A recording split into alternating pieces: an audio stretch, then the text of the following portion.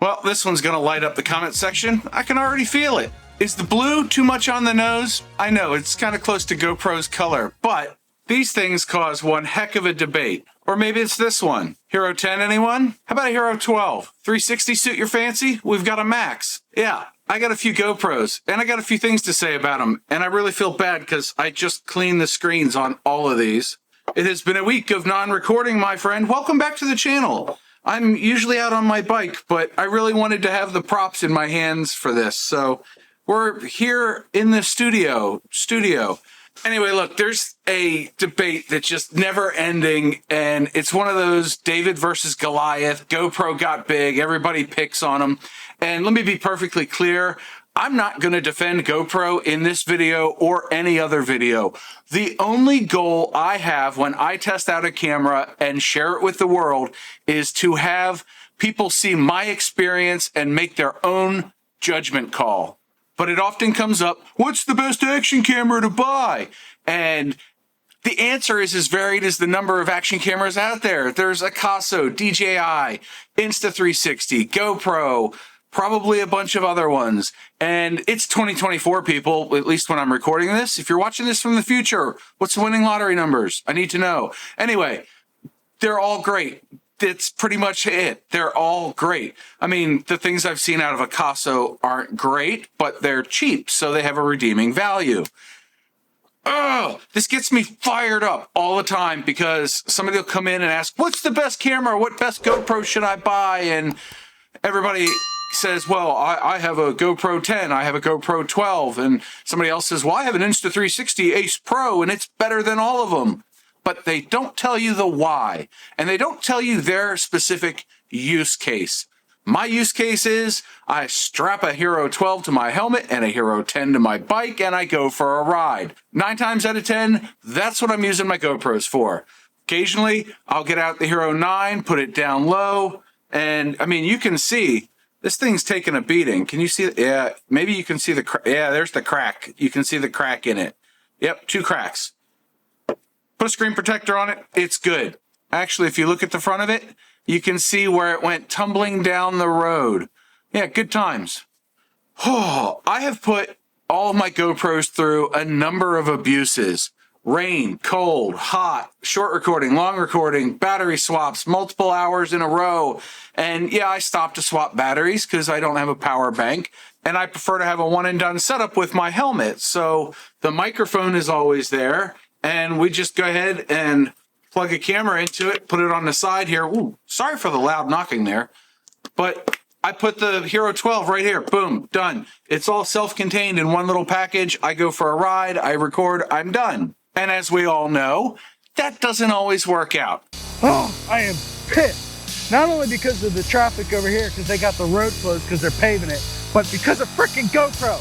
But for the camera setup that I'm using and the cameras I have had for the last 4 years, they work well enough for me once you work around the quirks. So before you get to watching some newfangled camera review, you got to take a look at some of the behind the scenes on that. Is the reviewer sponsored by the camera company? I have bought all 7 of my cameras. I've got the Sony back there somewhere, and we're recording on the Nikon Z30 with the Rode Video Micro today. It sounds pristine, I'm sure, but you got to look at who's paying the bills, who footed the bill for the camera. The pros, they get their pre-release cameras for free. They get to play with them. They get to find out what they like. And honestly, I think some of them avoid some of the negative things when they're doing their reviews and their testing because they're like, I don't know. Now, there are some guys that don't do that and some gals, and they will tell you the nitty gritty, and they'll say that GoPros overheat. And I can already see the keyboard commandos typing furiously away at their RGB gaming laptop keyboards. Yes, it's a very specific commando, by the way, but I can already hear him saying, well, I had a GoPro 7, I had a GoPro 8, and it overheated. I get that. Last year, I got both of these cameras, the 9 and the 10, to overheat. I set them to their highest frame rate, highest resolution, and it was 95 degrees out and high humidity, and they weren't moving, and they were in direct sunlight. So, of course, they overheated. These things need airflow. Come on, people, especially with the Hero 12. There is so much going on inside this little tiny camera. And I even have mine wrapped in a media mod, so it's extra susceptible to the overheating. I mean, the fingers on the bottom are heat sinks now, okay? You have to pay attention to these things. It will help you out in the long run. I have recorded entire batteries with each camera. I've recorded, outside of this camera, this one only has about 200, maybe 300 hours on it. I've recorded well over 500 or 1,000 hours with each of my other GoPros. Okay, maybe not the Max 2. That one might have 100 hours on it or 50. I don't use it that much, but it had a purpose, and so I bought it for that, and I bring it out when I want to and when I need to. But in my experience, you really have to work to overheat these things. The use case for a GoPro is 75-second recordings. That's what they model after, all their testing and everything. Sure, they'll say it gets 103 minutes of runtime at, 4K 120 or 4K 60, whatever. I get it. I do. I understand. But that ain't my use case. No, I'm out there riding all day and I'm using up full batteries. I'll carry 3-4 sets with me. And do you know the number of failures I've had while I've been out riding and recording? It's in the single digits. Now, if I'm being perfectly honest, this one is the least reliable. This is the Hero 9, and I run all my newer GoPros with the Max Lens mod. I happen to really like it, but this thing had the dual exposure issue, and it had randomly disconnecting from the remote, which it still does. They never fixed that one. The Hero 9 there hasn't been recording. It is disconnected from the remote. 3 cameras still connected. Thanks, Hero 9. You suck. Yep, turning it off, turning it back on, that fixed the problem. And the upgrade firmware that was supposed to fix the dual exposure actually introduced it for me, so it's even worse. But it's still fairly reliable overall. And a little bit more GoPro bashing. This is a Hero 10, and I still use it, but in a media mod, you can get random audio disconnects. I did a bunch of videos. Here's one there, where I absolutely harped on it because I was so frustrated with the damn thing. It took me so long to figure out what was causing that. But once I did, now it's a very reliable camera that stays connected to the remote at all times and just works minus, I don't know, maybe my SD card's getting old. It's 3 or 4 years old now. Simmer down. They all have quirks. But do I still recommend these cameras? Absolutely, because your experience is going to be different from mine, even if we have the same exact use case. I go out riding on my motorcycle, you're recording whatever you're recording, and those things might be the exact same, except I'm in a different climate, or I've got a remote, you don't. You're pulling over and stopping and not getting the airflow, whereas I continue to get airflow because I'm not stopping. All these factors play in. And so you can read a spec sheet and you can watch all the pros do the reviews and show you the new fangled Farkle on the camera and all that stuff. Technical terms, right? We're good there. Hey, by the way, you booped the like button. You're enjoying my little rant today? Because this thing has been on my mind for a while. And I'm just like, I got to get it off my chest, Anyway, back on topic. You have to pay attention to the details, and if it's not 100% in your budget to buy a new camera and try it out, then wait a few months. I have seen a number of issues with the lenses and the sensors and some of the other things on the new Insta360 Ace Pro. For me, honestly, I was not a fan of the non-replaceable lens cover. I already have a camera with a non-replaceable lens cover, and it's the Hero 8. And I don't want to aim it into traffic. I mean, I already showed you the Hero 9 that has a cracked back screen and tumbled down the road, but at least the lens cover is replaceable. I don't have a place down the street that can just fix this for me. It's a mail and wait situation, and I don't have time for that. I depend on these cameras to keep my channel rolling, as it were. I can only afford so much downtime with them, right? Because once you get a camera, you get used to it and all that. And that brings up the next subject.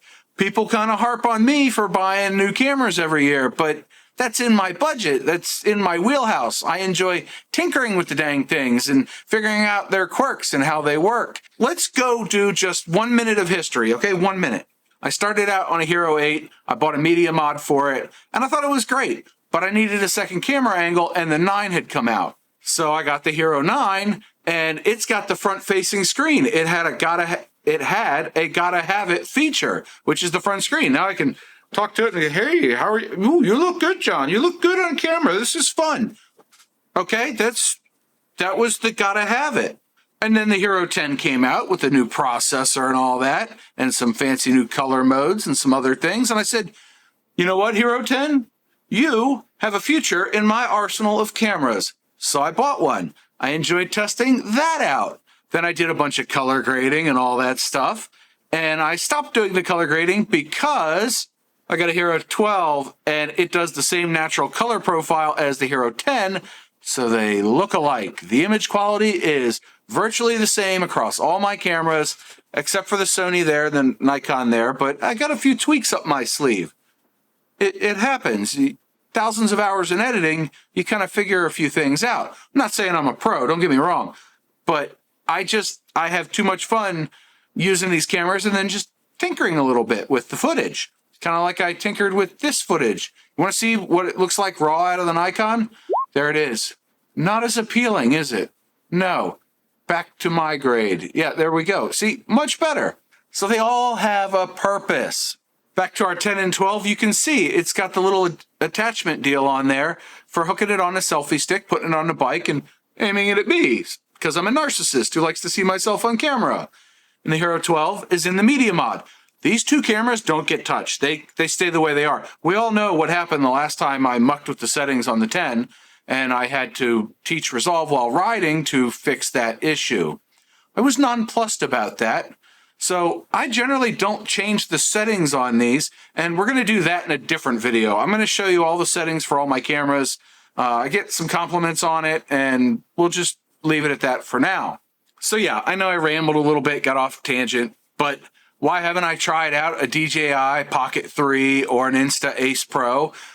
Two cameras that if those companies sent them to me, I would for sure run them through my full gamut of John testing. But I don't have the time or money to do that. It's not in my budget to test those cameras out. I think the Pocket 3 would be great for some off-bike stuff. I think the Ace Pro would be really good for low-light stuff. And I said earlier, all my cameras have a purpose. You know, I'm now using the Nikon to do my talking heads and some still photography. And I used the Sony back there. Oh, come on. It was feeling left out. There's the Sony. Can I get it focused? There we go. Perfect. Yes, the Sony ZV-1, which is a pocket camera for me, and I use it as a run and gun to do film and still photography with. I mean, it's that simple. It fits in a jacket pocket, and away we go. Look, nothing up my sleeve. Ooh, it's in my pocket. I'm wearing a hoodie. I like wearing hoodies in the wintertime. Anyway, every camera has a purpose. So even though I bought 5 GoPros and 2 mirrorless, I haven't sold any of them off because they still have a use. The Hero 8 has been relegated to webcam use. I use it on live streams, and that's it. The 9 typically goes down low. I can get a cool action shot with it hanging off the bottom of the bike or whatever. And the Hero 10 and 12, they get used as my main cameras. Then the Max, and a Max comes out when I have a very specific need for it because it does add to the editing time, and it takes up a lot of space with the footage the way I edit. It's just kind of nature of the beast, right? And for the people that didn't stick around long enough to hear me explain why I'm hypocritical, here goes nothing. I mentioned earlier that a lot of the pros are sponsored by the camera companies. They'll mention affiliate links, and I too have a ton of affiliate links in my video description. Are the cameras perfect? No, but I still use them. The things I like to use, and I use my GoPros on a weekly, sometimes daily basis. They get links in the video descriptions so that you can help out the channel and support what I'm doing here at no extra cost to you. Let's be perfectly clear. I think Amazon requires me to say that. But if you're trying to recreate my setup, you can just go there at handy list of links. You click on them all. You say buy now, and I get a kickback. It helps support the channel. Everything that I earn from the channel goes back into the channel. It pays for the gear. It pays for the gas. It pays for me sitting up late at night, noodling ideas like this, and then recording it in, the middle of the night. Yeah, good job, John. So all that said, if you think that I've ever tried to recommend something and said this was the best, I want you to call me out in the comments below because I really have a strong feeling that I haven't. What I feel I have done is to show the pros, show the cons, show the testing, show the features, everything I care about and think other people might want to care about on a camera that I own, I have tried to show, good and bad. And That, ladies and gentlemen, is what you should be paying attention to at the end of the day. Not the fancy new AI or the 8x7 sensor. See, I got 2 camera companies right there in that one sentence. I'm pointing down like, oh, I quit. I'm going home. But at the end of the day, I still think GoPro does the best job as far as building an action camera. Did I really just say that? I did. I really want an Insta360 Ace Pro to try out and see if it fits my use case, even with a non-replaceable lens cover. I've heard some focusing and sensor issues, and I've seen some artifacting of that. Is that the right word? On YouTube, and I'm just like, yeah, I guess I'll keep buying GoPros. Plus, the remote works pretty well, even though the Hero 12 doesn't like to wake up from a remote command. I really wish they would fix that. But anyway, thank you for letting me get this off my chest. I highly encourage you to do your own research and figure out what's going to fit your budget, your use case, and be honest with yourself. If you're going to record for long times, find one with a better battery life. If you're going to use a camera in really hot climates, take a look at the reviews, find a channel that's done the tests on overheating and roll with them. It can't hurt. Plus, I understand that most camera companies now have a pretty liberal return policy, 30 days or so. And unless you're buying a camera like in the middle of winter, you should be able to test if it overheats in a month and return it. So leave a comment below. Have you ever returned an action camera? And that's that. If you liked the video, boop the like button. Maybe you consider subscribing at this point. If you sat through this diatribe, you're going to love the video that's on screen now. And I'll leave you with the 2 mantras.